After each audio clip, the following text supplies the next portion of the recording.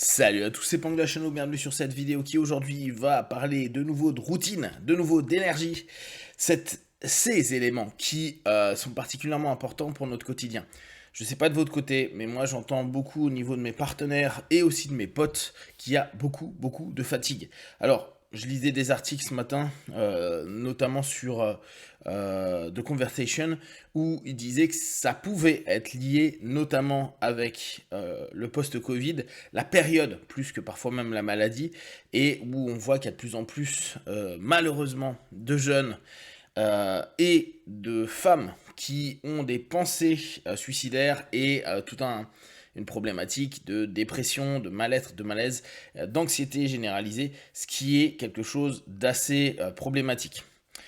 Dès lors, ce qui, moi, me revient toujours en tête, c'est qu'est-ce qu'on peut faire avant que ça plonge complètement. On sait très bien que quand on arrive dans des états dépressifs, euh, ça devient très compliqué de proposer à des partenaires ou aux personnes qui vont mal, en souffrance, des exercices ou des choses à faire. Par contre, quand on commence à sentir qu'on est en train de basculer un petit peu, c'est là où on peut encore volontairement faire quelque chose et bien sûr se programmer, je déteste ce mot-là, mais ça peut donner une idée, s'orienter, se créer ses patterns, se créer ses routines. La force de la routine, même si énormément de personnes, et je pense que vous en connaissez plein autour de vous qui disent je déteste la routine, moi il faut que ça bouge, il faut que ce soit stimulant, etc. La force de la routine, c'est que ça nous prend peu d'énergie. Et ça, je pense qu'il faut vraiment le garder en tête. On a naturellement cette orientation du cerveau à dire je dépense le minimum d'énergie. En hypnose, dans la cartographie plutôt hellmanienne, on dit que dans le subconscient, il y a justement ce régulateur d'énergie qui va faire qu'il y a des moments, on va changer ou pas une action, une façon d'être, un comportement en fonction de l'énergie qu'on a. Parce que si on se rend compte qu'il y a plein d'éléments du système qui risquent d'être modifiés ou qu'on a plein d'efforts à faire pour arriver à destination, ouais, on se dit ouais, ça va pas trop le faire. Hein.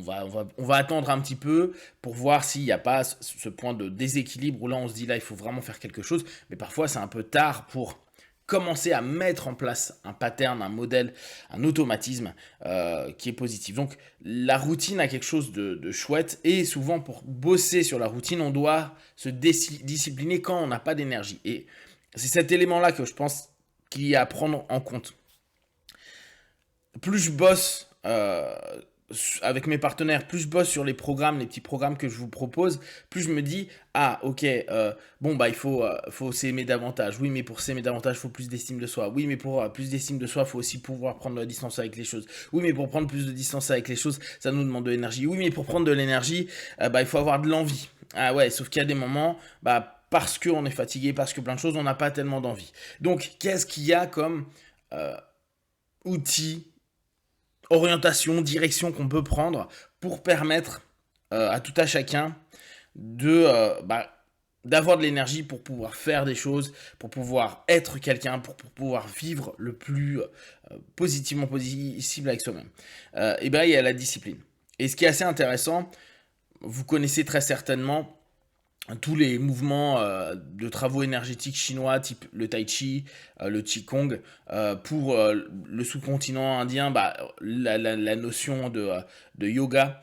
Après, dans plein de pays asiatiques, il y a des espèces de filiations autour de ces deux systèmes-là, yoga et travail d'énergie type tai chi. Ce qui est intéressant, c'est que euh, il y a une volonté d'exploiter le ki, le chi, le prana, l'énergie, de la faire remonter, la faire circuler, la faire vivre. Et quand on y réfléchit, vraiment, nous, en bons occidentaux, c'est en gros, tu fais des mouvements et des exercices, tu fais un réveil musculaire, comme on aime bien l'appeler maintenant en France, pour justement créer, pomper à l'intérieur de nous, pour aller chercher de la force, de l'énergie. C'est quelque chose que eux ils font depuis un paquet d'années, hein, peut-être 3, 4 millénaires, donc ça va, il y a un petit peu d'expérience, et qui a du plus et du moins, hein. Bien sûr, nous on l'a occidentalisé, on en fait des histoires autour, mais l'idée elle est intéressante. cette notion de se dire, ok, il faut que je crée de l'énergie, il faut que je puisse avoir une énergie pour ma journée, où je puisse orienter mon attention pour des éléments qui vont me demander un effort, etc.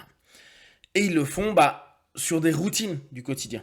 Je fais mes 64 formes si je fais un style de tai chi, ou je fais ma salutation au soleil le matin, ou je fais même carrément ma petite session en fonction des écoles et des obédiences dans lesquelles on est. D'ailleurs, là, quand je dis ça, on a aussi les 5 Tibétains qui, pareil, dès le matin, commencent à faire ces 21 mouvements, ces 5 exercices sur 21 mouvements. C'est intéressant, pareil, recherche d'énergie, centrage, etc. Donc, tout ça, c'est au travers de routines, de disciplines qu'on s'est imposées. Et je sais, là encore, tout comme routine, qui est souvent pas super bien vue, la notion de discipline, elle est un peu austère. Genre, ouais, t'es bien gentil, mon pote. Bah, d'ailleurs, je le répète à chaque fois, hein, mais la discipline, c'était quand même ce qui nous permettait de nous flageller, nous, mauvais pratiquants. Donc, effectivement, on a une vision qui est pas agréable. En plus, c'est une discipline sur un travail sur soi. Ouais, en plus, on retourne à nouveau dans la souffrance. Donc, oui, il y a quand même une connotation dans le mot discipline qui est pas cool. Moi, je l'ai un peu différente parce que je trouve vraiment que la discipline, c'est quelque chose de chouette. Il y a quelques années, je vous avais proposé le mot discipline positive, mais ça existe et c'est un courant complet. Donc, je vous propose toujours cette notion de discipline active et la notion d'action, de se dire, ok, j'agis avec discipline, pour créer tout simplement un pattern, pour créer un schéma, un automatisme, quelque chose qui me demande moins d'énergie. Là encore, et je vous en ai déjà parlé sur d'autres vidéos, ça ne veut pas dire que ça sera forcément plaisant, agréable ou facile. Non, c'est juste, je le fais parce que je me lève et tous les matins, je fais ça. Je fais ma méditation, ou je fais mes pompes, mes abdos, ou je fais mon tai chi, mon yoga, ou je vais courir mes 10 bornes, etc., etc. Tout à chacun peut avoir ses rituels.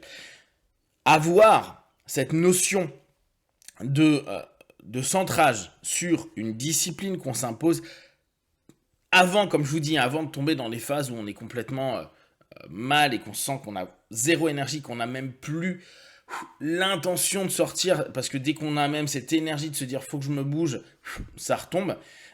Ces moments en amont, et c'est pour ça que je vous le propose pour vous tous, là aujourd'hui, à votre niveau d'énergie, à votre niveau de sensation interne, de tenter de commencer à vous mettre cette notion de trouver dès le matin, et peut-être plusieurs fois dans la journée, des éléments qui vont vous permettre de retrouver de l'énergie, recentrer de l'énergie, développer de l'énergie.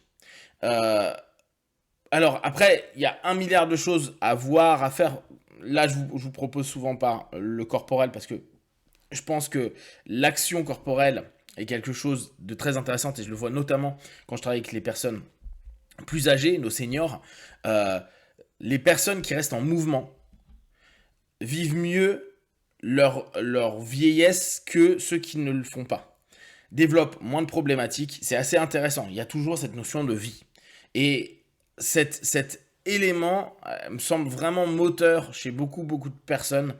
Le mouvement, on le sait très bien, c'est quelque chose d'essentiel. C'est pour ça que les rituels, si on reprend les seniors, d'aller promener son chien, d'aller au marché, d'aller voir du monde, se dire 1 fois, 2 fois, 3 fois par semaine, je fais ceci, cela, et se l'imposer.